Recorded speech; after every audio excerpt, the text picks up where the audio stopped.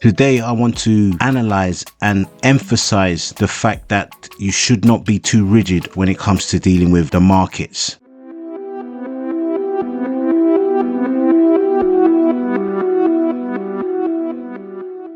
If you look at this trade here, this is where we received our signal. That signal there, we received a bullish signal. We put our stop loss underneath here. We gave it enough leverage here. That is a 200 point stop loss. And we were looking for a 3-to-1 on a trade. So from here to here is around 582 points. So it's around a 3-to-1. This is what we were gunning for on this trade. We left the trade. We left it and it went swimmingly. As you can see, it's gone right up completely. Look at that. Look how much movement has occurred. So much movement has occurred. However, you can see it's reaching, it's almost getting there. Let's see what happens. Look what happens.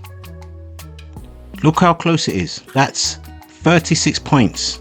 That's nothing in comparison to what we risk and what we've been through. And what happens? It slowly declines. And look what's happened. It's completely declining. It's still declining now. So right now we are in limbo. We do not know whether to take this trade and stop here, which is closer to our entry point now than it was to the take profit. Look, it's 216 points away from our entry point. So we could have come out of this trade ages ago. Looking at the 1 hour chart, you can see quite clearly that it just missed our point right there. Look, just where we wanted to go. It's just horribly close. And look how much it's retracted from where we were trying to come out. And this is what I emphasize to everyone. You must monitor your trade. You must monitor them, because if you don't monitor it, you can lose out colossally. Look at this. We could have been out smiling.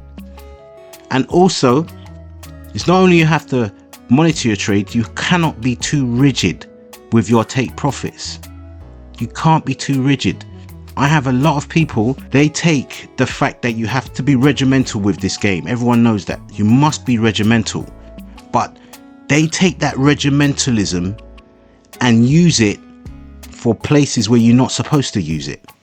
The reason I'm saying that is here, are you trying to tell me you're going to be regimental here for 36 points when you just got a 3-to-1 on a massive, look at this trade. This is a huge trade. Luckily we got this massive candle. We're in it. We got it. But are you trying to tell me if I was monitoring this trade and it peaked up to there, I'm not going to take that money? Why am I not going to take that money for 36 points? What? It doesn't owe me anything. Now I have to wait another, well, we're in this trade at the moment and we're waiting. That was another 18 hours. Another 18 hours we're in the trade when we could have come out 18 hours ago. So you were trying to tell me you would wait around for 36 points for 18 hours? No. What for? Right now I don't know what's going to happen. I don't know whether it's going to go up. I'm hoping it does. I'm hoping it goes up from here, meanders around, meanders here, meanders, and then just hits this area. I do believe it's going to hit this area. But the only problem I've got is that I don't know whether it's going to come down first and take our stops down here. That's the problem with these long trades. I don't know whether it's going to come back down, because it can easily do that. It can easily come back down, which it has done. It's coming back down. It's probably coming for the stops underneath this long candle first. It might come for the people that have put their stops underneath this area here and then go up. We drill down to the 15-minute chart. You can see that the price has come down quite a way, but there are points of interest which it was after. One point of interest is here. There will be stop losses underneath here, here, and here. Those are the three areas where people have put stops and orders, etc., and the market has come down to take them. That's what's happened here. It's been taken. So I don't know whether it wants to come down and take this one as well. I don't know. But what I'm trying to say is that if we are less rigid with our take profits and less rigid with the fact that we just leave the trade to do what it says. They say take a 3-to-1, set and forget and move on.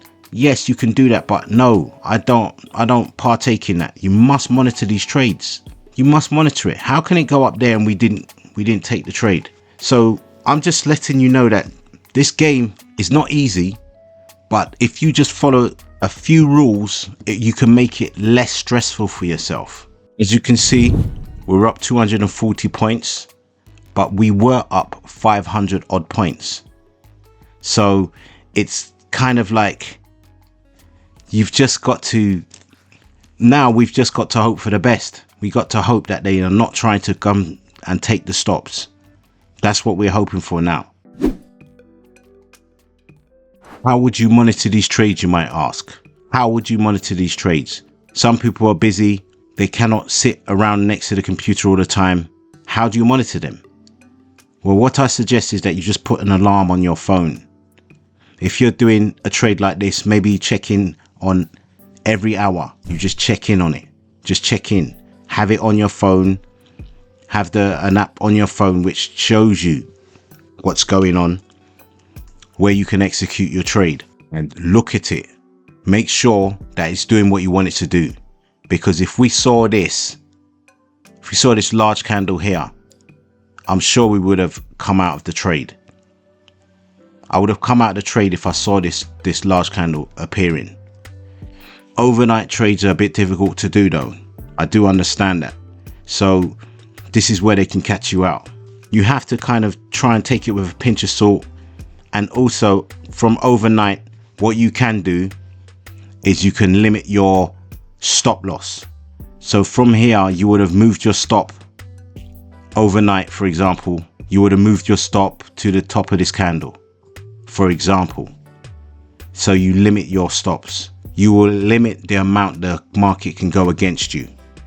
If we limited there, we would have only lost 150 points. And this is because we cannot monitor it overnight.